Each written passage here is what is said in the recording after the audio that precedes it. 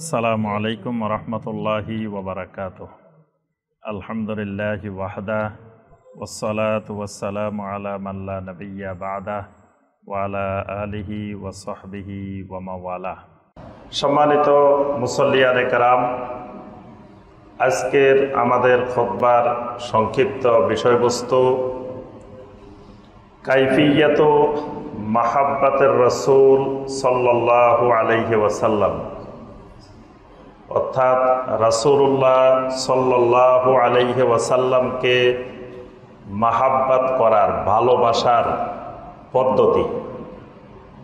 এই বিষয়ের উপরে আমাদের আজকের খুতবায় সংক্ষিপ্তভাবে আলোচনা হবে ইনশাআল্লাহ। রাসূলুল্লাহ সাল্লাল্লাহু আলাইহি ওয়াসাল্লামের প্রতি মহব্বত, ভালোবাসা, এটি প্রত্যেক মুমিনের ঈমানের সাথে জড়িত। নবী সাল্লাল্লাহু আলাইহি ওয়াসাল্লামের মহব্বত আছে, তার ভিতরে ঈমান আছে। নবী সাল্লাল্লাহু আলাইহি ওয়াসাল্লামের মাহাব্বত নাই, তার ভিতরে ঈমান নাই। অর্থাৎ তার সব ঠিক আছে, কিন্তু যদি নবী সাল্লাল্লাহু আলাইহি ওয়াসাল্লামের মহব্বত, ভালোবাসা কারো অন্তরে না থাকে, তাহলে এই ব্যক্তির মধ্যে ঈমান নাই। কারণ ঈমান আনার ক্ষেত্রে প্রত্যেক ব্যক্তিকে একটি কালেমার স্বীকৃতি দিয়ে ঈমান আনতে হয়। এই কালেমার মধ্যে আল্লাহ রাব্বুল আলামিন দুটি অংশ সংযুক্ত করে দিয়েছেন। প্রথম অংশে আল্লাহ রাব্বুল আলামিনের তাওহীদ, দ্বিতীয় অংশে নবী সাল্লাল্লাহু আলাইহি ওয়াসাল্লামের রিসালাত।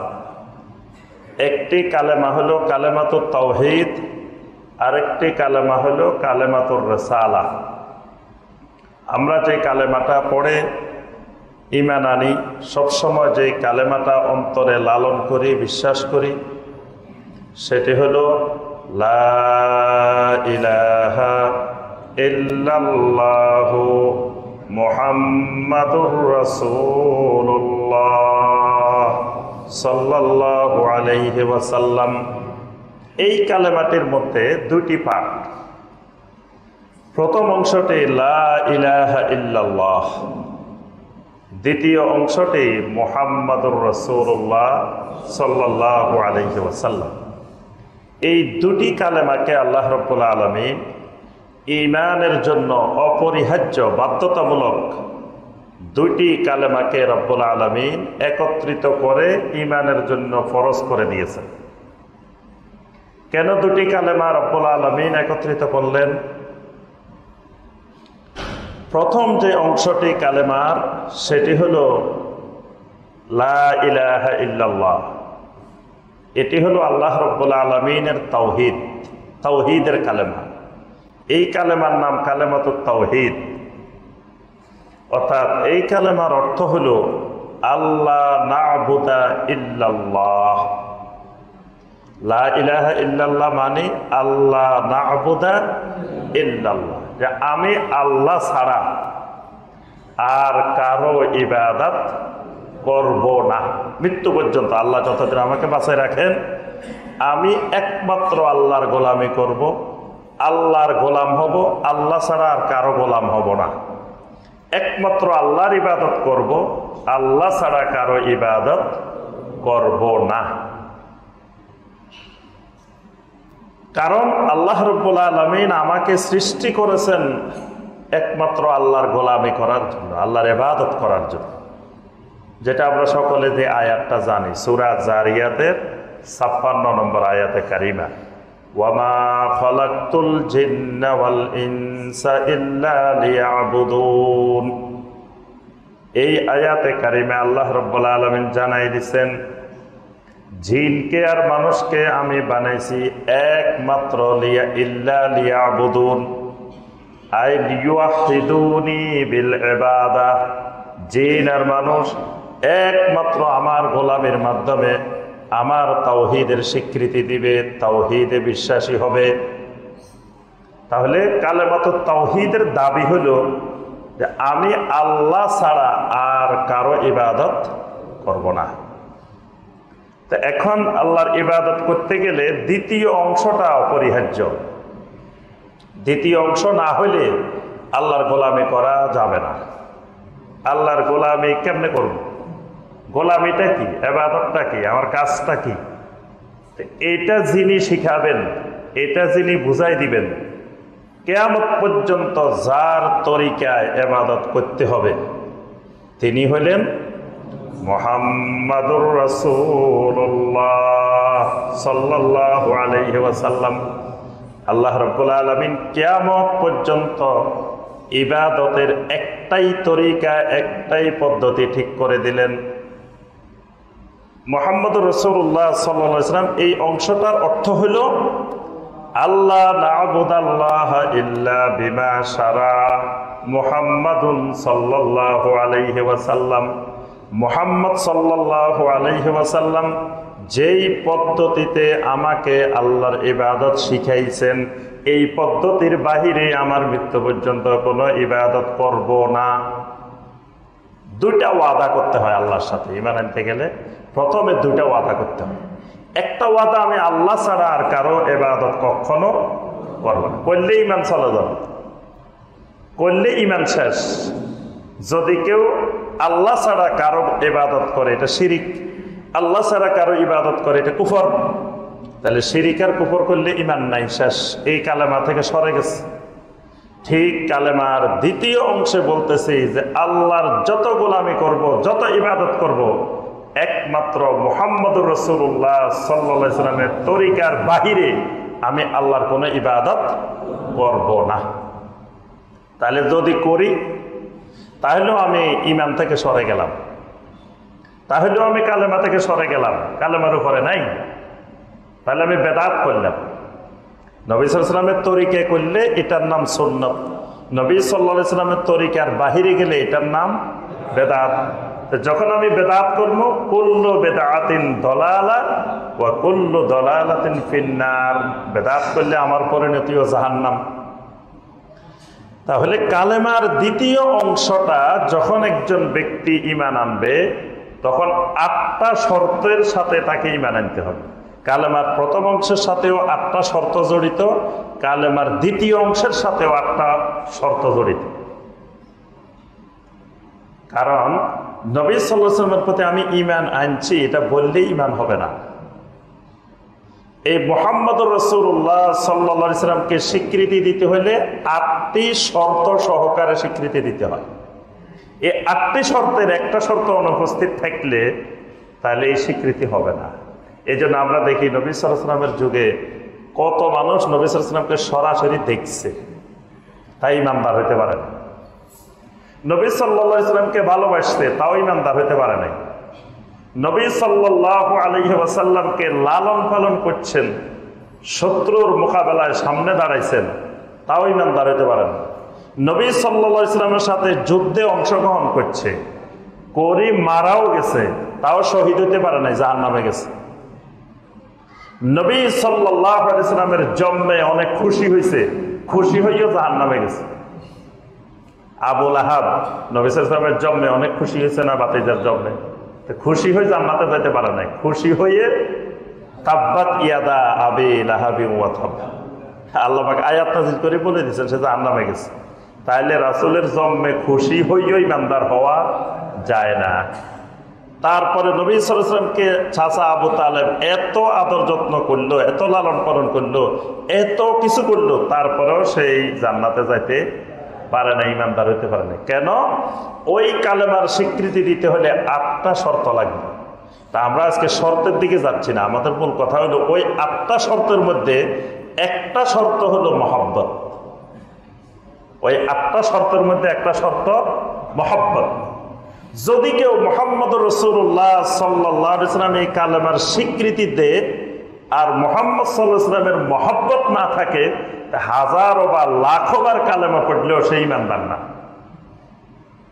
কারণ তার ভিতরে ওই 8টা শর্তের একটা শর্ত মহব্বত, মহব্বত নাই। তাহলে প্রথম কথা, নবী সাল্লাল্লাহু আলাইহি ওয়াসাল্লামকে মহব্বত করা এটা আমাদের কালেমার দাবি, ঈমানের দাবি। মহব্বত আছে, কালেমা ঠিক আছে। মহব্বত নাই, কালেমা ঠিক নাই। মহব্বত আছে, ঈমান আছে। মহব্বত নাই, ঈমান। নবী সাল্লাল্লাহু আলাইহি ওয়াসাল্লামকে মহব্বত করা আল্লাহ রাব্বুল আলামিন ফরজ করে দিয়েছেন। সূরা আল ফাতহের 9 নম্বর আয়াত, লিতুমিনু বিল্লাহি ওয়া রাসূলিহি ওয়া তুআজ্জিরুহু ওয়া তুওয়াক্কিরুহু ওয়া তুসাব্বিহুহু বুকরাতাও ওয়া আসীলা। কোরআনে কারিমে যত জায়গায় আল্লাহ পাক ঈমানের কথা বলছেন, শুধু আল্লাহর উপরে ঈমান আনো এটা বলেন নাই, আল্লাহর সাথে সাথে রাসূলের উপরে ঈমান আনো। আমিনু বিল্লাহি ওয়া রাসূলিহি, আল্লাহ এবং তার রাসূলের উপরে ঈমান আনো। শুধু আল্লাহর উপরে ঈমান আনো এই কথা কোরআনে আসে না। মানে যত জায়গায় ঈমানের কথা আসছে, আল্লাহর সাথে রাসূলের কথা আসছে। যত জায়গায় আল্লাহ পাক কোরআনে আনুগত্যের কথা বলছেন, শুধু আল্লাহর আনুগত্য করতে বলেন নাই। আতিউল্লাহ ওয়া আতিউর রাসূল ওয়া মান ইউতিউল্লাহ ওয়া রাসূলাহু, যত জায়গায় দেখবেন ইতাআত আনুগত্যের কথা আসছে, আল্লাহর সাথে রাসূলের আনুগত্য আল্লাহ বলে দিয়েছে। কোরআনে কারিমে যত জায়গায় মহব্বতের কথা আসছে, ভালোবাসার কথা আসছে, শুধু আল্লাহর ভালোবাসা আসে নাই, আল্লাহর ভালোবাসার সাথে নবী সাল্লাল্লাহু আলাইহি ওয়াসাল্লামের ভালোবাসাও একসাথে আসছে। তো এখানে আল্লাহ রাব্বুল আলামিন এই সূরা আল ফাতহের 9 নম্বর আয়াতে কারিমে বলছেন, লিতুমিনু বিল্লাহি ওয়া রাসূলিহি, যে তোমরা আল্লাহ এবং তার রাসূলের প্রতি ঈমান আনবে, এটা তোমাদের জন্য বাধ্যতামূলক। ওয়া তুআজ্জিরুহু ওয়া তুওয়াক্কিরুহু ওয়া তুসাব্বিহুহু বুকরাতাও ওয়া আসীলা।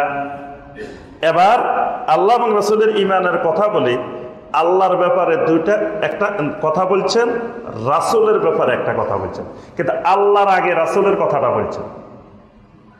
আল্লাহ রাব্বুল আলামিন নিজে আল্লাহর তাসবিহটার কথা পরে বলছেন, কিন্তু রাসূল সাল্লাল্লাহু আলাইহি ওয়াসাল্লামের তাজিম তাওকীর এটার কথা আগে বলছেন।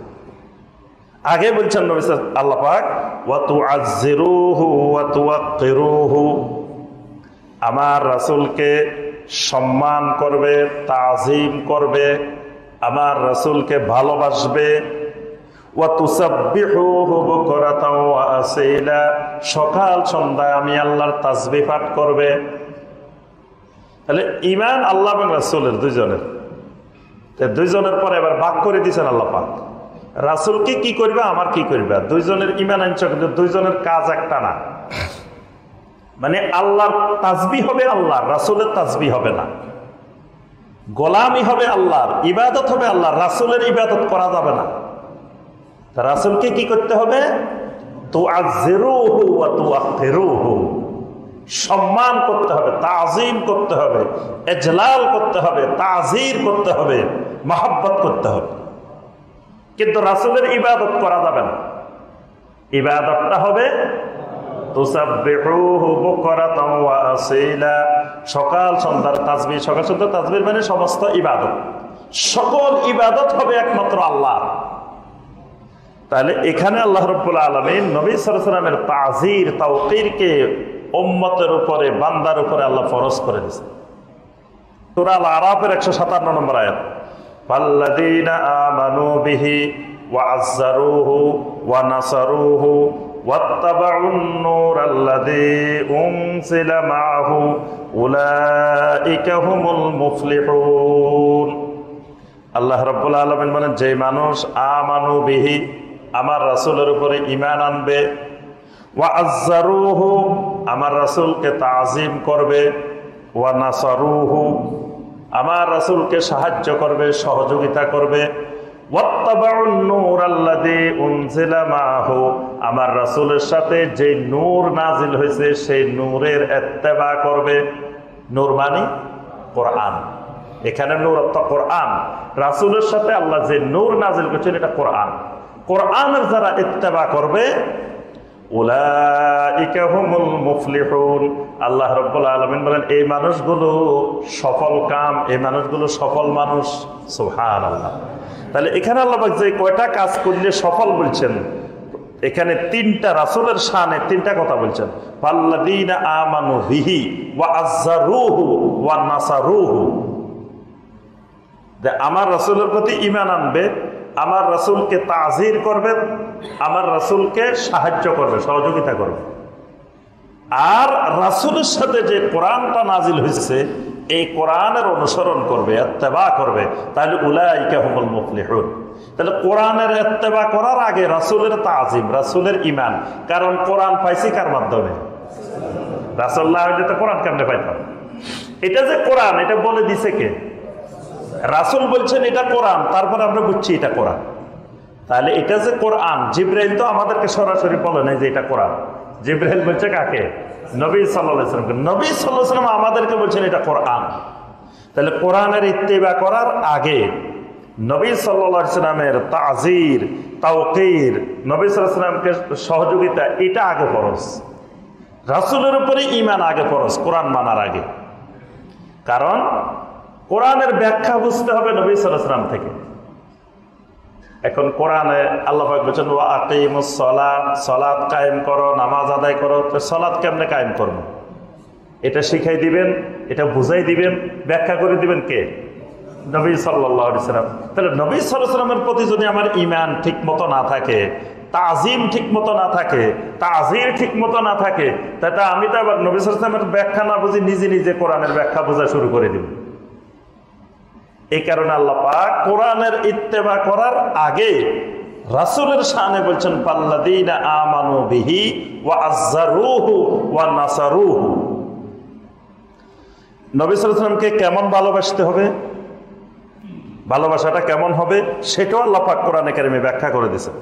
সূরা তাওবার ২৪ নম্বর আয়াত, কুল ইন কানা আবাউকুম ওয়া আবনাউকুম ওয়া ইখওয়ানুকুম ওয়া আজওয়াজুকুম ওয়া আশীরাতুকুম ওয়া আমওয়ালুন ইখতারাফতুমুহা ওয়া তিজারাতুন তাখশাউনা কাসাদাহা ওয়া মাসাকিনু তারদাউনাহা আহাব্বা ইলাইকুম মিনাল্লাহি ওয়া রাসূলিহি ফাতারাব্বাসু হাত্তা ইয়াতিয়াল্লাহু বিআমরিহি।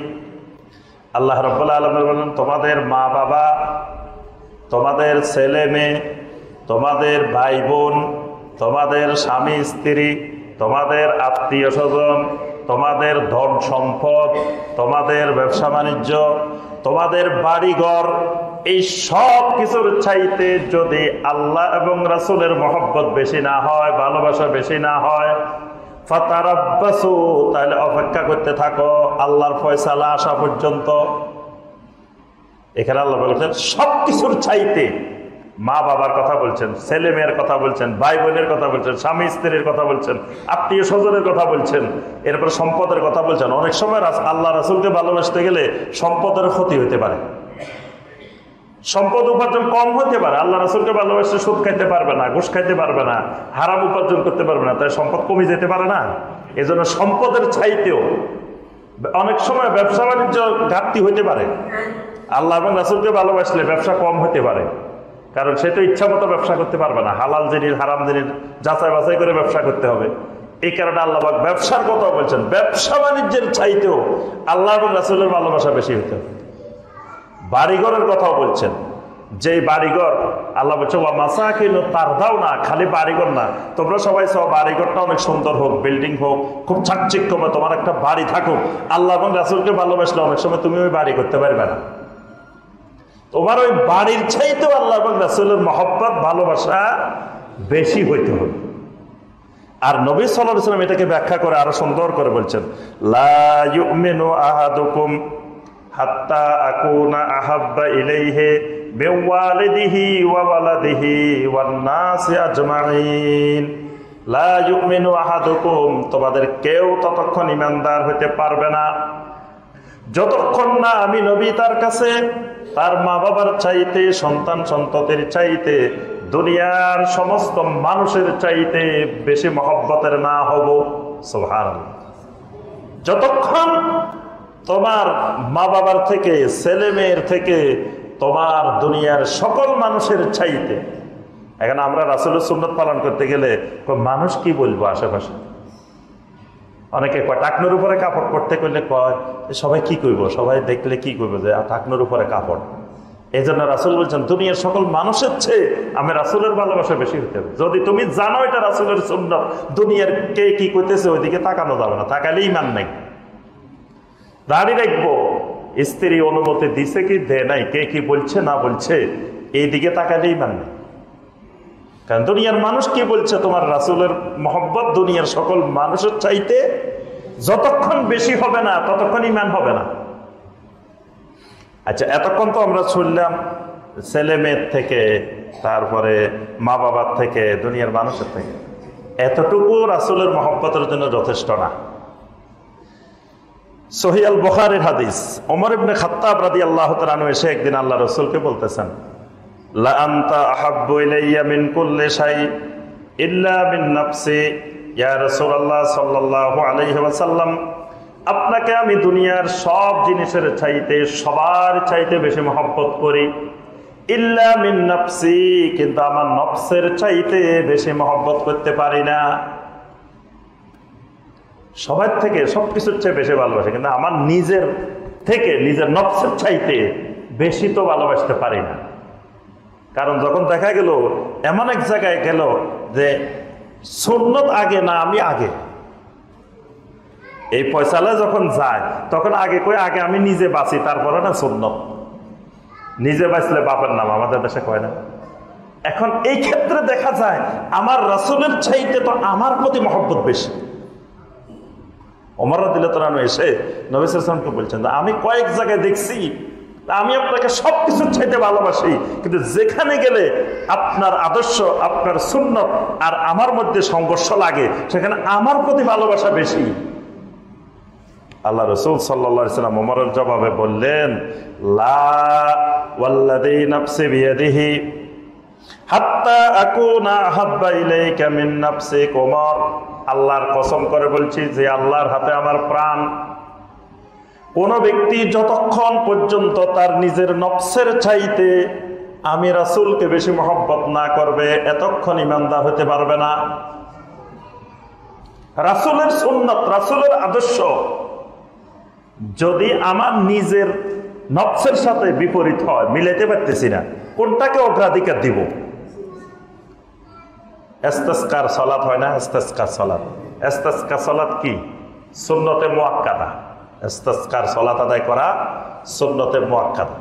এখন ইস্তিসকার সালাত আদায় করা কিন্তু কষ্ট আছে, রোদের মধ্যে আদায় করতে হয়, প্রচন্ড রোদের মধ্যে। আমি 3 দিন পড়াইছি, গত শুক্রবার উত্তরা 11 নম্বর সেক্টর মাঠে পড়াইছি, প্রায় 5-6 হাজার মুসল্লি উপস্থিত ছিল। তারপরে সোনাইমুড়ি কলেজ মাঠে পড়াইছি গত শনিবারে, গত রবিবারে ফেনীতে দারুত তাওহীদ আল মাদানিয়া মাদ্রাসার মাঠে পড়াইছি। এই যে আধা ঘন্টা 45 মিনিট রোদের মধ্যে, প্রচন্ড রোদ, এখানে আপনি সালাত আদায় করা, খুতবা শোনা, দোয়া করা অনেক কষ্টের কাজ। ঘামে ভিজি আপনি একবারে গরমে হয়ে যাবেন। এখন এটা একটা সুন্নত এবং হারানো সুন্নত, এটা হারাই গেছে। আর মানুষ খালি গল্প শুনবেন, মুরব্বির কাছে গেলে গল্প শুনবেন, বিয়া আমাদের এলাকায় একবার এরকম বৃষ্টি হইতেছিল না, তখন আমাদের অমুক এক আল্লাহর ওলি ছিল, এখানে ইস্তিসকার নামাজ পড়ছিল, ঈদগাহ থেকে জায়সারি নেই, এখানে বৃষ্টি শুরু হয়েছে। আসলে এগুলো ডা মিথ্যা কথা। কোথায় হয়েছে, কখন হয়েছে, কেন নির্দিষ্ট দিন তারিখ নেই, কিছু নাই। আর বৃষ্টির দোয়া করলে এখানে বৃষ্টি হইতে হবে, এটা জরুরি বিষয় না। এই বিশ্বাস করায় বাতিল আকীদা। আপনি বৃষ্টির নামাজ পড়বেন, ইস্তিগফার করবেন, এটা সুন্নাত। বৃষ্টি কখন হবে না হবে কি হবে এটা আল্লাহর ফয়সালা। আর বৃষ্টি সবকিছুর সমাধান না। আল্লাহ তাপমাত্রা কমাই দিল বৃষ্টি ছাড়া, বৃষ্টির দরকার কি? আল্লাহ পারেন না? আল্লাহ যেটা অনুকূল, বৃষ্টি দিলে অনেক সময় ক্ষতি হতে পারে কৃষকের, আল্লাহ বৃষ্টি দিবেন না, অন্যভাবে কমাই দিবেন। কেমনে কমাইবেন, কেমনি কি করবেন? আমরা যাতে আরামে থাকি, শান্তিতে পাই, আল্লাহর আযাব থেকে বাঁচি, এটার জন্য দোয়া চাওয়া আমাদের কর্তব্য। বৃষ্টি হয়ে গেলে উনি আল্লাহর ওলি, বৃষ্টি না হইলে না, আমাদের দোয়া কবুল হয় নাই, এটা বাতিল আকীদা। এখন এই যে একটা হারানো সুন্নাত, এই সুন্নাতটা পালন করা কষ্টকর। এখন দেখা গেল আপনি নিজের নফসের উপরে কষ্ট পাইবেন, সুন্নাত আপনার সামনে, কোনটাকে আপনি অগ্রাধিকার দিবেন? এটাতে ঈমানের প্রশ্ন আছে। এই জন্য জীবনের সর্বক্ষেত্রে সুন্নতের জন্য প্রয়োজনে জীবনও দিতে হবে। এই জন্য নবী সাল্লাল্লাহু আলাইহি ওয়াসাল্লাম বলেন, আল্লাহর কসম, ওই ব্যক্তি ততক্ষণ ইমানদার হবে না যতক্ষণ আমি নবী তার নফসের চাইতে আমি নবী বেশি মহব্বতের না হব। সুবহানাল্লাহ। ওমর রাদিয়াল্লাহু তাআলা আনহু এসে বললেন, ওয়াল্লাহি ইন্নী উহিব্বুকা মিন কুল্লি শাই হাত্তা মিন নাফসি। ইয়া রাসূলুল্লাহ সাল্লাল্লাহু আলাইহি ওয়াসাল্লাম, এখন আমি আমার নিজের নফসের চাইতেও আপনাকে বেশি মহব্বত করি। আল্লাহ রাসূল সাল্লাল্লাহু আলাইহি ওয়াসাল্লাম, আল আন ইয়া ওমর, ওমর এতক্ষণে তুমি ইমানদার। তাহলে খালি মা বাবা সন্তান সন্ততির চাইতে বেশি মহব্বত করলেও ইমান না, নিজের নফসের চাইতেও নবী সাল্লাল্লাহু আলাইহি ওয়াসাল্লামকে বেশি মহব্বত করা লাগবে। এবার আসি, মহব্বত করলে লাভটা কি হবে? নবী সাল্লাল্লাহু আলাইহি ওয়াসাল্লামের মহব্বতের মাধ্যমে আমাদের লাভ কি, তারপরে আমরা আসবো সংক্ষেপে। এরপরে মহব্বতের পদ্ধতিটা কি হবে? নবী সাল্লাল্লাহু আলাইহি ওয়াসাল্লামকে মহব্বত করলে লাভটা কি? 1 নম্বর লাভ, আল্লাহর মহব্বত পাওয়া যাবে। 1 নম্বর লাভ, আল্লাহ রাসূল সাল্লাল্লাহু আলাইহি ওয়াসাল্লামকে যত বেশি মহব্বত করব, আল্লাহ রাব্বুল আলামিনের মহব্বত তত বেশি পাওয়া যাবে। মানে আল্লাহর ভালোবাসাটা রাসূলের মহব্বতের উপরে নির্ভরশীল। এই কারণে সূরা আলে ইমরানের 31 নম্বর আয়াতে আল্লাহ পাক বলছেন, কুল ইন কুনতুম তুহিব্বুনাল্লাহা ফাত্তাবিউনি ইউহিব্বুকুমুল্লাহ। তোমরা যদি আল্লাহকে ভালোবাসতে চাও তা আমার রাসূলের ইত্তেবা করো, আল্লাহ তোমাদেরকে ভালোবাসবে। সুবহানাল্লাহ। তাহলে রাসূল সাল্লাল্লাহু আলাইহি ওয়াসাল্লামকে মহব্বত করলে আল্লাহর মহব্বত পাওয়া যাবে। নবী সাল্লাল্লাহু আলাইহি ওয়াসাল্লামকে মহব্বত করলে কিয়ামতের ময়দানে নবী সাল্লাল্লাহু আলাইহি ওয়াসাল্লামের সাথে থাকা যাবে। এক সাহাবী এসে নবী সাল্লাল্লাহু আলাইহি ওয়াসাল্লামকে বলতেছেন, মাতাসসা ইয়া রাসূলুল্লাহ সাল্লাল্লাহু আলাইহি ওয়াসাল্লাম, কিয়ামত কবে হবে? নবী সাল্লাল্লাহু আলাইহি ওয়াসাল্লাম বলেন, মাজা আদাত্তা লাহা, কিয়ামত কবে হবে তোমার দরকারটা কি? তুমি কিয়ামতের জন্য কি প্রস্তুতি নিয়ে বসে রয়েছ? শুনি তোমার প্রস্তুতির কথা শুনি। কারণ আমার দরকার প্রস্তুতি নিয়ে, আর কিয়ামত কোন দিন হবে এটা তো আমার দরকার নাই, এটা আল্লাহর দরকার। আল্লাহ বুঝবেন কখন কিয়ামত হবে না হবে, এটা তো আমার দরকার নাই, বেহুদা জিনিস। তো নবী সাল্লাল্লাহু আলাইহি ওয়াসাল্লাম বললেন, তুমি প্রস্তুতি কি নিছ কিয়ামতের জন্য? তো এই সাহাবী বললেন, লা শাইয়া ইল্লা আন্নী উহিব্বুল্লাহ ওয়া রাসূলাহু সাল্লাল্লাহু আলাইহি ওয়াসাল্লাম। আসলে তেমন কিছু প্রস্তুতি নিতে পারি নাই, তবে একটা প্রস্তুতি শক্ত করে নিছি, আমি আল্লাহ এবং আল্লাহ রাসূলকে সবচাইতে বেশি মহব্বত করি। সুবহানাল্লাহ। তখন নবী সাল্লাল্লাহু আলাইহি ওয়াসাল্লাম বলেন, আনতা মা'a মান আহবাবতা, তুমি যাকে ভালোবাসো, তুমি যাকে মহব্বত করো, তোমার হাসর নসর কিয়ামত তার সাথেই হবে। সুবহানাল্লাহ। তখন এই সাহাবী আনাস রাদিয়াল্লাহু আনহু বলতেছেন, ফাআনা উহিব্বুন নাবিয়্যা সাল্লাল্লাহু আলাইহি ওয়াসাল্লাম ওয়া আবু বকর ওয়া ওমর। এই হাদিস শোনার পরে আমরা এত বেশি আনন্দিত হয়েছি, জীবনে আর কোনো হাদিস শুনে এত বেশি খুশি হই নাই। কারণ আমরা নবী সাল্লাল্লাহু আলাইহি ওয়াসাল্লামকে মহব্বত করি, সাহাবীদেরকে মহব্বত করি, আবু বকর ওমরের মহব্বত করি। আর কিয়ামতের ময়দানে আমরা আবু বকর ওমর আল্লাহর রাসূলের সাথে থাকবো, অথচ আমাদের আমল তাদের ধারে কাছেও নাই। অথচ ওনাদের আমল অনেক উঠতে, আমরা কোথায় তারা কোথায়, কিন্তু মহব্বতের কারণে কিয়ামতের ময়দানে আমরা তাদের সাথে থাকবো। তাহলে মহব্বতের দ্বারা, নবী সাল্লাল্লাহু আলাইহি ওয়াসাল্লামের মহব্বতের দ্বারা নবী সাল্লাল্লাহু আলাইহি ওয়াসাল্লামের সাথে থাকা যাবে। নবী সাল্লাল্লাহু আলাইহি ওয়াসাল্লামের মহব্বতের দ্বারা ঈমানের মজা পাওয়া যাবে, ঈমানের স্বাদ, ঈমান যে কি মজাদার, এটা যতক্ষণ নবী সাল্লাল্লাহু আলাইহি ওয়াসাল্লামের মহব্বত না থাকবে ততক্ষণ ঈমানের মজাটা পাওয়া যাবে না। এই জন্য দেখবেন কিছু লোক নামাজ পড়ে, আবার আরো কিছু লোক নামাজ পড়ে, দেখবেন কিছু লোক নামাজে এত মজা পাইতেছে, তার রুকুটা লম্বা করতেছে, সেজদাটা লম্বা করতেছে, সে চাইতেছে আরো কতক্ষণ পড়ি। আর কিছু লোক আছে ঠোকর মারতেছে আর দৌড় দিতেছে, আপনার এই ফরজটা সালাম ফিরানোর আগে দৌড়। আবার কিছু মুসল্লি আছে মসজিদে ঢুকে না, অনেকবার বয়ান করছি, মানে উত্তরা 11 নম্বর সেক্টর মসজিদে প্রায় 12,000 মুসল্লি হয় জুমায়। তো ধরেন 12,000-এর মধ্যে 2,000 থাকে রাস্তায়।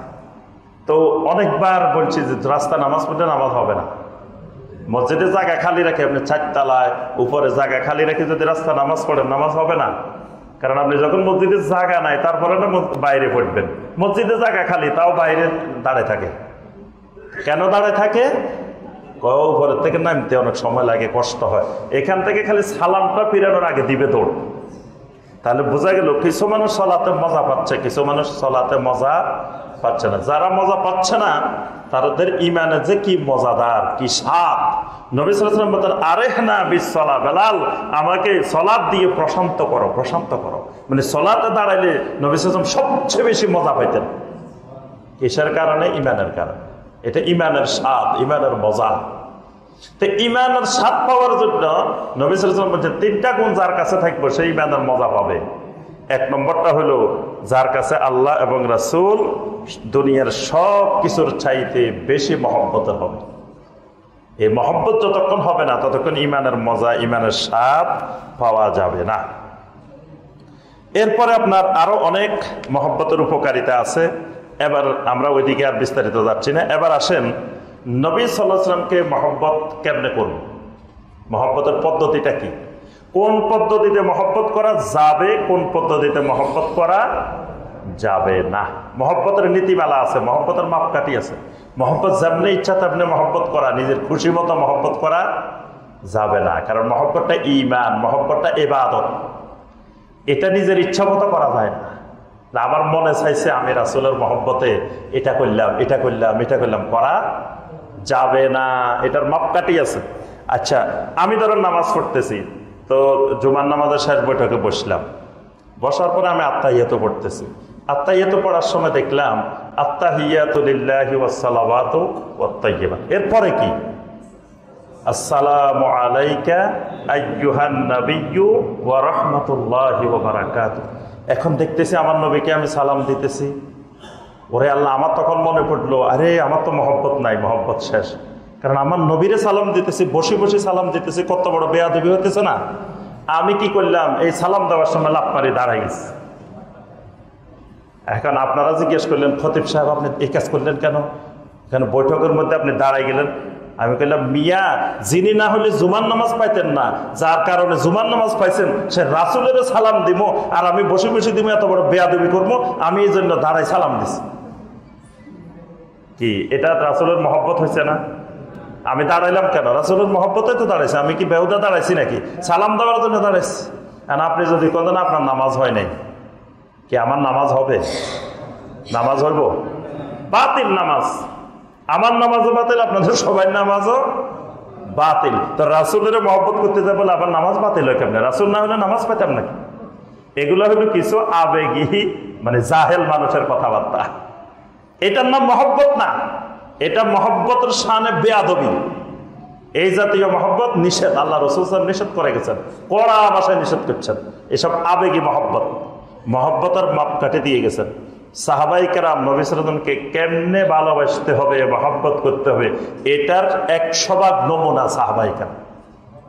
সাহাবায়ে কেরামরা যেভাবে নবী সাল্লাল্লাহু আলাইহি ওয়াসাল্লামকে মহব্বত করছেন, ভালোবাসতেন, কিয়ামত পর্যন্ত সমস্ত ঈমানদারকে ওই রকম ভালোবাসতে হবে।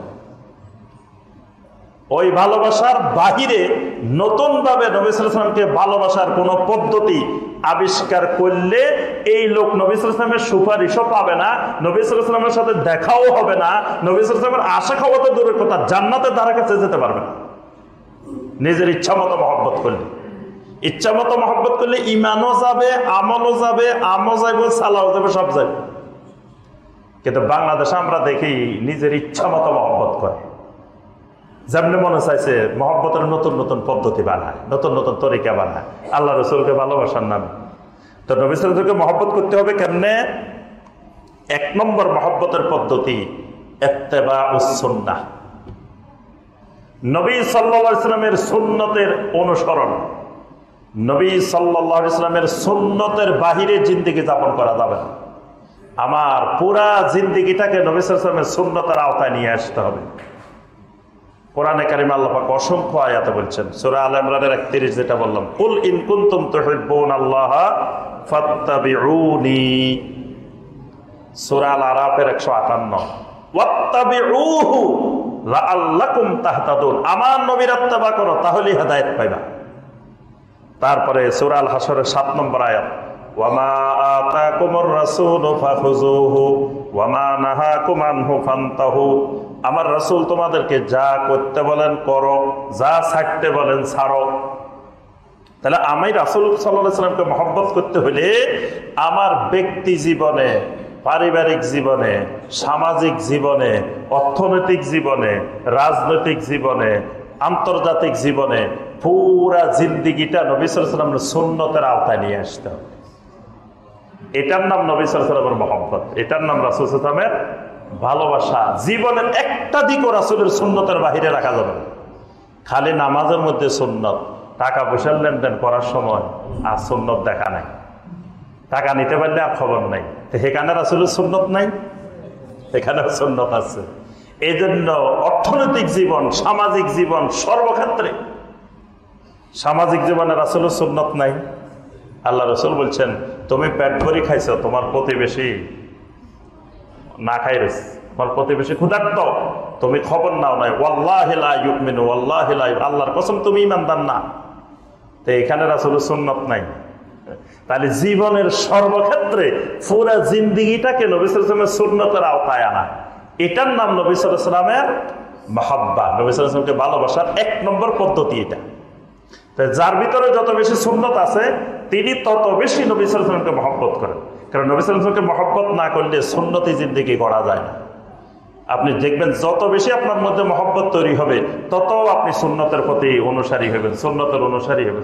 ছোট্ট একটা সুন্নত ছাড়বেন না, সুন্নতকে ছোট মনে করবেন না। অনেকে কয় রে মিয়া এটা সুন্নত, এটাও কিন্তু ক্ষতিকর ইমানের জন্য। কারণ কিয়ামতের ময়দানে ফামান ইয়ামাল মিসকালা যাররাতিন যাররাতিন খায়রান ইয়ারা, সাহাবায়ে কেরাম বলতেন এই আয়াতটা আমাদেরকে সবচেয়ে বেশি কাঁদাইতো, যে কিয়ামতের ময়দানে একটা জাররা পরিমাণ নেক আমলও আল্লাহ দেখাবেন, একটা জাররা পরিমাণ খারাপ গুনাহের কাজও আল্লাহ দেখাবেন। তাহলে কোন নেকির কাজকে ছোট মনে করা যাবে না, ছোট বলতে কোনো নাই। এজন্য সুন্নত খুবই গুরুত্বপূর্ণ ফরজের জন্য। কারণ সুন্নত না থাকলে ফরজ পালনের মধ্যে আপনার ইতমিনান আসবে না, খুশু খুজু আসবে না, আপনার মজা আসবে না যদি সুন্নতি জিন্দেগি না হয়। এই জন্য আপনার নবী সাল্লাল্লাহু আলাইহি ওয়াসাল্লামকে মহব্বত করতে হলে পুরা জিন্দেগিটাকে আমাকে সুন্নতের আওতায় নিয়ে আসতে হবে। 2 নম্বর, নবী সাল্লাল্লাহু আলাইহি ওয়াসাল্লামের উপরে বেশি বেশি দরুদ সালাম, তারপরে নবী সাল্লাল্লাহু আলাইহি ওয়াসাল্লামের জন্য ওয়াসিলা ফাদিলা মাকামে মাহমুদের দোয়া করতে হবে। নবী সাল্লাল্লাহু আলাইহি ওয়াসাল্লামের উপরে বেশি বেশি দরুদ সালাম, ওয়াসিলা ফাদিলা মাকামে মাহমুদ। কয়টা জিনিস বলছি? 5টা জিনিস। একটা হলো সালাত, নবী সাল্লাল্লাহু আলাইহি ওয়াসাল্লামের উপরে বেশি বেশি সালাত পেশ করতে হবে। সালাত মানে দরুদ, দরুদ পেশ করতে হবে। নবী সাল্লাল্লাহু আলাইহি ওয়াসাল্লামকে বেশি বেশি সালাম দিতে হবে। নবী সাল্লাল্লাহু আলাইহি ওয়াসাল্লামের জন্য ওয়াসিলার দোয়া করতে হবে। আতি মুহাম্মাদানিল ওয়াসিলা ওয়াল ফাদিলা ওয়াবআসহু মাকামান মাহমুদানিল্লাযী ওয়া'আদতা। এটা নবী সাল্লাল্লাহু আলাইহি ওয়াসাল্লামের জন্য বেশি বেশি দোয়া করতে হবে। দরুদ পড়তে হবে। সালাত এবং সালাম, সালাত এবং সালাম বানাই বানাই, গান গাই গাই, কবিতা গাই গাই সালাত সালাম সাহাবায়ে কেরামরা জীবনেও কোনোদিন দেন নাই। সালাত সালাম ইবাদত, দরুদ ইবাদত। ইবাদত নিজে ইচ্ছা মতো বানানো যায় না। আমি কিছু গান গাইলাম, গাছে চিনলো, মাছে চিনলো, চিনলো বনের হরিণে, আরে আমরা চিনলাম না, এই কথা কই দরুদ পড়লাম, এটা দরুদ হয়েছে? বালাগাল উলা বিকামালি কই দরুদ পড়লাম, এটা দরুদ হয়েছে? এটা শেখ সাদির কবিতা, এটা কিসের দরুদ? এরকম মানুষের বানানো বানানো গান, বানানো বানানো কবিতা কতক্ষণ মিলে সবগুলা গাইলাম, এটার নাম দরুদ না সালাম না, এটা ইবাদত না, এটা নবী সাল্লাল্লাহু আলাইহি ওয়াসাল্লামকে ভালোবাসার পদ্ধতি না। আমি নবী সাল্লাল্লাহু আলাইহি ওয়াসাল্লামের শানে কবিতা লিখতে পারি, কবি হতে পারি, কোনো অসুবিধা নেই, আপনিও লিখতে পারেন। যদি নবী সাল্লাল্লাহু আলাইহি ওয়াসাল্লামের শানে কবিতা লেখেন এটা ভালো কাজ, কিন্তু কবিতাটা ইবাদত না। কেউ কবিতা গাইলো, কতক্ষণ ধরে কবিতা আবৃত্তি করলো, এটা ইবাদত হয় না। এমনি নবী সাল্লাল্লাহু আলাইহি ওয়াসাল্লামের মহব্বতে সে কবিতা লিখতে পারে, বলতে পারে, কিন্তু এটাকে ইবাদত রূপ দিলে, আমি একটা কবিতা বানাইলাম, বানাই করলাম যে ভাই এটা সকালে পড়বেন, বিকালে পড়বেন, রাত্রে পড়বেন, রাসূলের শানে এই ফজিলত পাইবেন, এই ফজিলত পাইবেন, আমি তাগুত হয়ে যাব। আমার কে অধিকার দিছে এই কবিতা আমি বানাইছি এটারে আবার ইবাদতের রূপ দিবে কেন? আমাদের সমাজে মিলাদের নামে কিছু গান, কিছু কবিতা 4 দিক থেকে 4টা আনি একত্রিত করি, গায়, আর মানুষ মনে করে, মূর্খ মানুষ, সাধারণ মানুষ মনে করে দরুদ পড়তেছে। এটা দরুদও না, এটা ইবাদত না, এটা কবিতা, এটা গান, কবিতা গান, এটা রাসূলের শানে সালাত সালামের সওয়াব ফজিলত আপনি পাবেন না। এই জন্য দরুদ বেশি বেশি পড়তে হবে। শুক্রবার সবচেয়ে ফজিলতময় দিন, নবী সাল্লাল্লাহু আলাইহি ওয়াসাল্লাম বলেছেন আমার উপরে বেশি বেশি দরুদ পড়ো। আর দরুদ কেমনে পড়তে হবে, সালাম কেমনে দিতে হবে, এটা সাহাবায়ে কেরাম দেখাই গেছে। এই জন্য সলাতের মধ্যে দেখেন সালামও আছে, সলাতও আছে। বৈঠকের মধ্যে আসসালামু আলাইকা আইয়ুহান নাবিয়্যু ওয়া রাহমাতুল্লাহি ওয়া বারাকাতুহু, সালাম যেমন আছে, পাশাপাশি আল্লাহুম্মা সাল্লি আলা মুহাম্মদ ওয়া আলা আলি মুহাম্মদ দরুদও আছে। এই জন্য প্রত্যেক আপনার সল্লার সাথে সাল্লাম থাকবে, সাল্লাল্লাহু আলাইহি ওয়া সাল্লাম, মানে দরুদও আছে, সালামও আছে। এইভাবে বেশি বেশি নবী সাল্লাল্লাহু আলাইহি ওয়াসাল্লামের উপরে দরুদ এবং সালাম পেশ করতে হবে। এটা হলো নবী সাল্লাল্লাহু আলাইহি ওয়াসাল্লামকে ভালোবাসার মহব্বতের পদ্ধতি। নবী সাল্লাল্লাহু আলাইহি ওয়াসাল্লাম যেখানে যে ফয়সালা দিবেন ওই ফয়সালার কাছে আত্মসমর্পণ করতে হবে। কারণ আল্লাহ পাক সূরা আন-নাসার 65 নম্বর আয়াতে কসম করে বলছেন, আমার রাসূলের সিদ্ধান্ত যে মেনে নিতে পারবে না, আল্লাহর কসম তার ঈমান নেই। তাহলে নবী সাল্লাল্লাহু আলাইহি ওয়াসাল্লাম যেখানে যে ফয়সালা দিবেন, যেখানে যেটা সুন্নাত, বিয়ে শাদীর কাজ কারবার করতে গেছেন, তো সেখানে কি ওই যে বিয়ের সময় উকিল বাবা বানানো, আমাদের দেশে উকিল বাবা বানায় নিয়ে আসে একজনের। আমার কাছে একজন নিয়ে আসছে, মেয়ের বাপে ধরিয়ে এনেছে আরেকজনের। তা আমি কই ভাই মেয়ের বাপ মারে গেছে কয় বছর হয়েছে? বাপের জিজ্ঞেস করতেছি, মেয়ের বাপ মরছে কয় বছর হয়েছে? কয় না বাপ তো আমি আছি তো। আমি কাছে আপনি থাকতে আপনার স্ত্রীরে মেয়ের মাটারে এর কাছে বিয়ে দিলেন কেন? এত অবাক হয়েছে, কিরে বিয়ে দিলাম কই? তা আমি বিয়ে না দিলে বাপ হয়েছে কেমনে? আপনি বাপ থাকতে আরেকজনের কেমনে বাপ বানাইলেন? এটা ইসলামে হারাম। অথচ দেখেন সমাজে প্রতিদিনের উকিল বাপ বানায়। নিজের বাপ আছে, বাপ থাকতে আরেকজনের আনি বাপ বানাইতেছে। তাহলে এখানেও রাসূলের সুন্নত লাগবে। আরেকটা চরম হারাম কাজ সমাজে চালু হয়েছে, কয় মেয়েরেও নাকি কবুল বলাইতে হবে। আমি ঢাকায় বিয়ে পড়াইতে গেছি, ছেলেরে বিয়ে পড়াইছি, মেয়ে তো, আমি বলছি মেয়ে তো এখানে আসবে না, মেয়ের জায়গায় থাকবো, মেয়ের অনুমতি আপনারা নিয়ে আসবেন, ছেলে কবুল বলবে, ছেলের এখানে। এবার কিছু আত্মীয় স্বজন আসে, মেয়ের কয় বিয়ে হয় না, এই কোন হুজুর আছে আবার বিয়ে পড়াইতে হইব? বিয়ে হয় না কেন? বিয়ে হয় নাই, মেয়ে কবুল বলে নাই। মেয়েও নাকি সব মানুষের সামনে আসি বলতে হইব কবুল, আমি রাজি, এটা নাকি সব মানুষের সামনে আসে বলা লাগবে। কি জাহেলিয়ত! এবং একটা দুটা না, আমি ইদানিং জানলাম যে এইভাবে শত শত বিয়ে এখন নাকি মেয়েরা আসে সামনে আসে কবুল বলে। কত বড় হারাম কাজ, জঘন্যতম হারাম। তারপরে ধরেন যে গায়ে হলুদের নামে বিয়ের অনুষ্ঠান মানে একটা চরম অশ্লীল এবং বিভিন্ন রকমের হারাম কাজের একটা সমাহার। তাহলে এখানেও নবী সাল্লাল্লাহু আলাইহি ওয়াসাল্লামের ফয়সালার কাছে আমাদেরকে আত্মসমর্পণ করতে হবে। এটা নবী সাল্লাল্লাহু আলাইহি ওয়াসাল্লামের সুন্নাহ, এটাই মহব্বত। এরপরে নবী সাল্লাল্লাহু আলাইহি ওয়াসাল্লামের সুন্নতের প্রচার প্রসারে সবসময় নিয়োজিত থাকতে হবে। আমি রাসূলের সুন্নত সারা পৃথিবীতে ছড়াই দিব। আল্লাহ রাসূল সাল্লাল্লাহু আলাইহি ওয়াসাল্লাম দোয়া করছেন, নাদ্দার আল্লাহু ইমরান, ওই মানুষগুলোর চেহারাকে আল্লাহ সুশোভিত করে দিন, যে মানুষগুলো আমার কোনো একটা হাদিস শুনছে, শোনার পরে এটাকে সংরক্ষণ করছে আর অন্যদের কাছে এটা পৌঁছাই দিচ্ছে। তাহলে রাসূলের সুন্নাহ, রাসূলের হাদিস প্রচার প্রসারে সর্বক্ষণ নিয়োজিত থাকতে হবে। এটা নবী সাল্লাল্লাহু আলাইহি ওয়াসাল্লামকে ভালোবাসার মহব্বতের পদ্ধতি।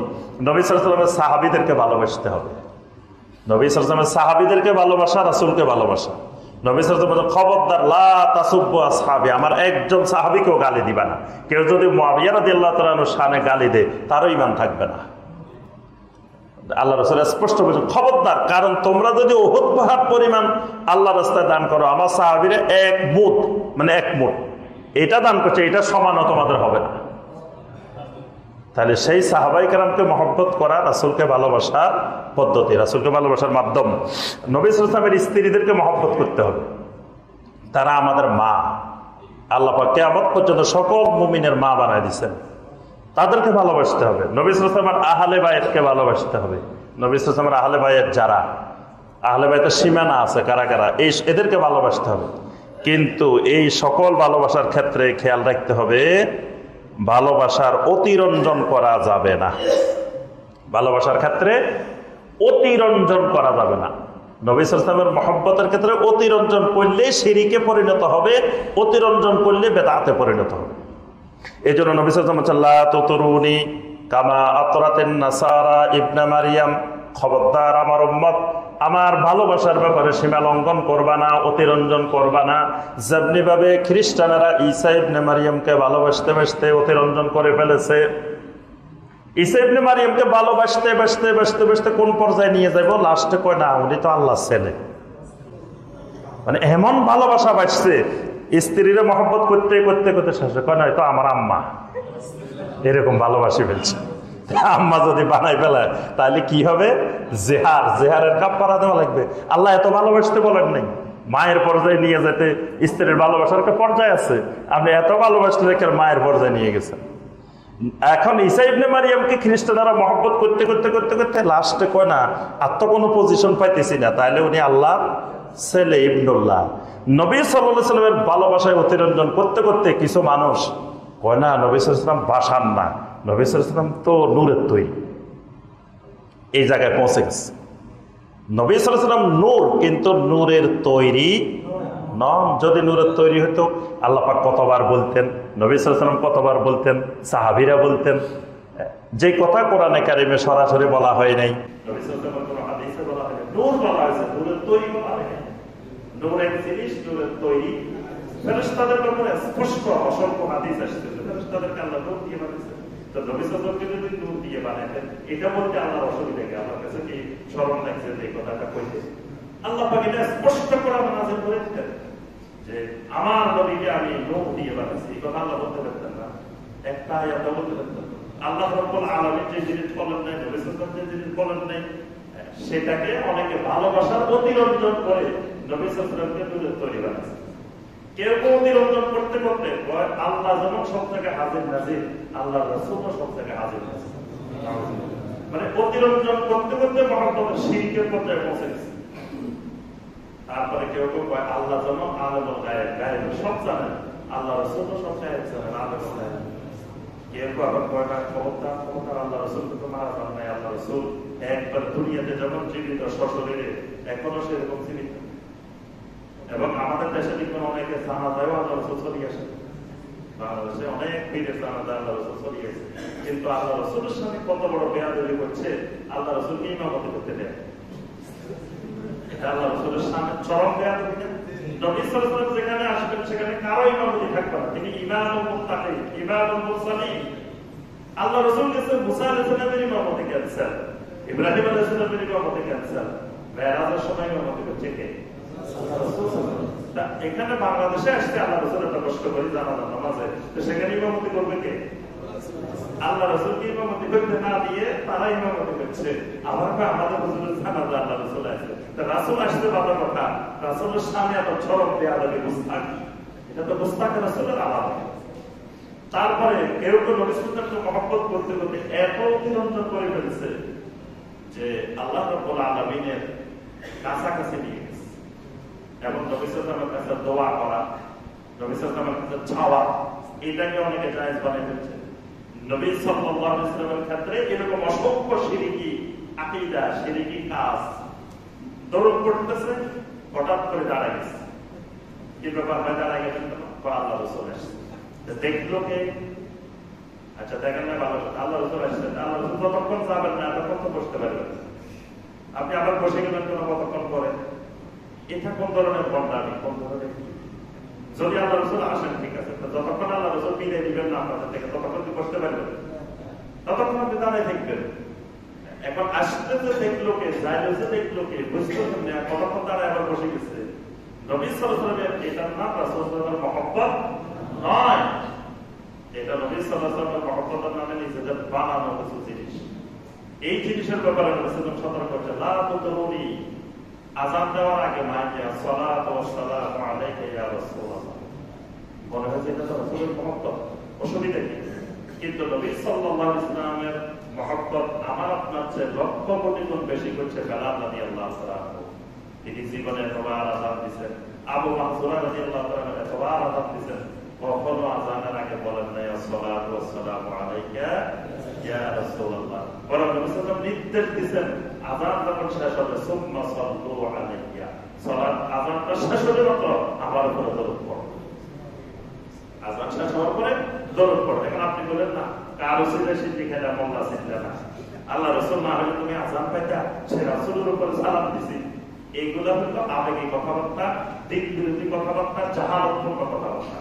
নবী সাল্লাল্লাহু আলাইহি ওয়াসাল্লামকে মহব্বত অবশ্যই করতে হবে, কিন্তু মহব্বতের পদ্ধতিতে, সাহাবায়ে কেরামের পদ্ধতিতে যেভাবে নবী সাল্লাল্লাহু আলাইহি ওয়াসাল্লাম মহব্বত করতে শিখাইছেন, সাহাবায়ে কেরাম, তাবেঈনে কেরাম, তাবেঈনে কেরাম, আমাদের আইম্মায়ে কেরাম, ইমাম আবু হানিফা রাহিমাহুল্লাহ, ইমাম শাফিঈ রাহিমাহুল্লাহ, ইমাম মালিক রাহিমাহুল্লাহ, ইমাম আহমদ বিন হাম্বল রাহিমাহুল্লাহ, ইমাম বুখারী, মুসলিম, তিরমিজি, আবু দাউদ রাহিমাহুল্লাহ, ওনারা যেভাবে নবী সাল্লাল্লাহু আলাইহি ওয়াসাল্লামকে মহব্বত করছেন, মহব্বতের পদ্ধতি শিখাইছেন, ঠিক সেভাবে নবী সাল্লাল্লাহু আলাইহি ওয়াসাল্লামকে মহব্বত করতে হবে।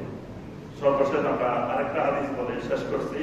আল্লাহ রাসূল সাল্লাল্লাহু আলাইহি ওয়াসাল্লাম বলেছেন, ইয়া আইয়ুহান নাস আলাইকুম বিতাকওয়াকুম, হে সকল মানুষ, তোমাদের অবশ্যই আল্লাহকে ভয় করা উচিত, তাকওয়া থাকা উচিত। ওয়ালা ইস্তাহবিয়ান্নাকুম শাইতান, খবরদার আমার ব্যাপারে শয়তান যেন তোমাদেরকে বিভ্রান্ত করতে না পারে। আনা মুহাম্মদ বিন আব্দুল্লাহ, আমি আব্দুল্লাহর ছেলে মুহাম্মদ। আনা আব্দুল্লাহ ওয়া রাসূল, আমি আল্লাহর গোলাম এবং আল্লাহর রাসূল। খবরদার আমাকে আবার আমার গোলাম হয়ে যাইও না। রাসূল এখানে সরাসরি বলছেন আনা মুহাম্মদ বিন আব্দুল্লাহ। মুহাম্মদ বিন আব্দুল্লাহ বলছেন কেন? মুহাম্মদ বিন আব্দুল্লাহ বলছেন আমি মানুষের ছেলে, মানুষের থেকে আমার জন্ম হয়েছে, আমার আল্লাহ হঠাৎ করে আসমান থেকে নিচে ফালাই দেয় না যে রাসূল একজন দিয়ে দিছি, এভাবে করেন। বরং আব্দুল্লাহর ঘরে আমিনার মাধ্যমে মানুষের স্বাভাবিক প্রক্রিয়া যেভাবে মানুষ আসে, আল্লাহ সেভাবে আমাকে পাঠাইছেন। এজন্য আমাকে মানুষের বাহিরে আবার ফেরেশতা বানাই দিও না, জিন বানাই দিও না, আমাকে অন্য মাখলুক বানাই দিও না। আল্লাহ মুহাম্মদ বিন আব্দুল্লাহ, আব্দুল্লাহ ওয়া রাসূল, আমি নিজে আল্লাহর গোলাম। বাংলাদেশে অনেকে এখন আমার রাসূলের গোলাম হয়ে বসেছে, ও আমরা মুহাম্মদের গোলাম, আমরা নবীর গোলাম। নবীর গোলাম হয় কেন? নবী স্বয়ং আল্লাহর গোলাম, আর রাসূল এসেছেন পৃথিবীতে মানুষকে মানুষের গোলামি থেকে মুক্ত করে আল্লাহর গোলাম বানানোর জন্য রাসূল এসেছেন।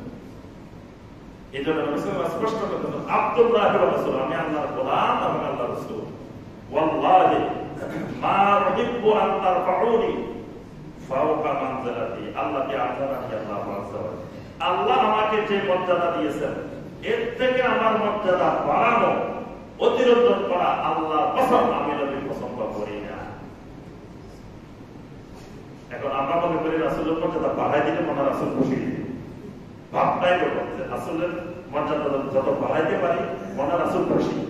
কিন্তু না, রাসূলের মর্যাদা বাড়ানোর জন্য আপনাকে ওই দায়িত্ব আল্লাহ দেন নাই। বাড়ানোর জন্য যতদূর বাড়াতে হবে এতদূর আল্লাহ বাড়াইছে।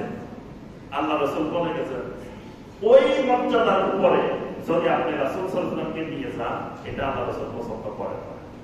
আল্লাহ রাসূল পছন্দ করেন না মানে আল্লাহ রাসূলের আপনি শাফাআত পাবেন না, আল্লাহ রাসূলের হাউজে কাউসারের পানি পান করতে পারবেন না। এই জন্য ওই যে বেদাতের ওই হাদিসটা আছে, কিয়ামতের মাঠে অনেক মানুষ হাউজে কাউসারের পানি পান করতে আসবে, কিন্তু ফেরেশতারা আটকে দিবেন। কেন? এরা বেদাত করছে, নতুন নতুন বিভিন্ন বেদাত। তন্মধ্যে রাসূলের মহব্বতে, রাসূলের মহব্বত করতে যায়, ভালোবাসার নাম দিয়ে দিয়ে নতুন নতুন রং বেরঙের বেদাত, শিরক। তো এগুলো করে ভালোবাসা তো পাওয়া যাবেই না, বরং নবী সাল্লাল্লাহু আলাইহি ওয়াসাল্লামের শাফাআতও বঞ্চিত হইতে হবে। কিন্তু অনেক সাধারণ মানুষ এই ভ্রান্তির মধ্যে আবদ্ধ হয়েছে, লেখাপড়া জানে না, দিন সম্পর্কে কিছু জানে না। রাসূলের ভালোবাসা তো সবার অন্তরে অবশ্যই আছে, প্রত্যেক মুসলমানের অন্তরে মহব্বত আছে। যে মুসলমানটা রাসূলের নামে শিরক করতেছে, বেদাত করতেছে, সেও কিন্তু রাসূলকে অন্তর থেকে ভালোবাসে, কিন্তু ধোঁকার মধ্যে পড়ে গেছে।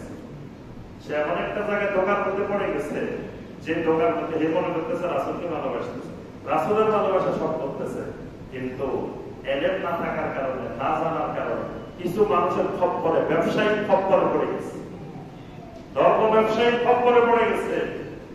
ধর্ম ব্যবসায়িক খপ্পরে পড়ে সে বুঝতেছে না যে সে কোন জগতে আছে, কোথায় আছে, কি করতেছে। সে তো মনে করতেছে আন্নাহুম ইউহসিনুনা সুনআ। আল্লাহ পাক কোরআনে কারিমে বলেছেন কিয়ামতের মাঠে কিছু মানুষ আসবে বিল আহসানিনা আমালা, যা আমল করছে সব শেষ। কিন্তু এই লোকটা আল্লাহ পাক বলেন দুনিয়াতে মনে করতো আন্নাহুম ইউহসিনুনা সুনআ, সে সুন্দর সুন্দর কাজ করতেছে, ভালো ভালো কাজ করতেছে, কিন্তু ভালো কাজটা একটু যাচাই বাছাই করতে হবে।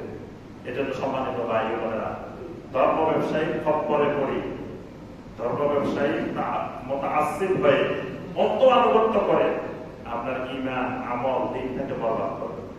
তারা ধর্ম ব্যবসায়ীদের মূল পুঁজি, এক নম্বর পুঁজি, সেটা হলো মদিনার নাম। দেখেন যত ধর্ম ব্যবসায়ী আছে এদের এক নম্বর পুঁজি ডানা থাকলে উড়ি যেটা সোনার মদিনা। তো তুমি সোনার মদিনা যাওয়ার দরকার কি? সোনার মদিনার সুন্নতটা বাংলাদেশে বাস্তবায়ন করো না, মদিনাতে কি করবে? তুমি বাংলাদেশের রাসূলের সুন্নতটা কায়েম করো, তোমার নিজের মধ্যে কায়েম করো, পরিবারে কায়েম করো, সমাজে কায়েম করো, দেশে কায়েম করি বলো। তোমার উড়ে যেতে সোনার মদিনা, তারপরে তুমি সব বলিব, রাসূলকে বলবে না, মদিনার কাজ। এটা ধর্ম ব্যবসায়ীদের বড় পুঁজি, কারণ সাধারণ মানুষের পকেট থেকে টাকা বাইর করার 1 নম্বর পুঁজি হলো মদিনার কাজ। কারণ ধর্ম ব্যবসায়ী জানে, ওই যে রাস্তার পাশে ওষুধ আছে না, দেখবেন যে এমন লাগছে দিতে দিতে দিতে দিতে এক সময় আপনি পকেট থেকে সব টাকা বাইর করে দিয়ে দিতেছেন, 13 পাইতেছেন না, কেন দিয়ে দিতেছেন, কি দিয়ে দিতেছেন? সেই মাত্র গাছের শিকড় একটা দিই, কিছু একটা দিই, আপনার পকেটে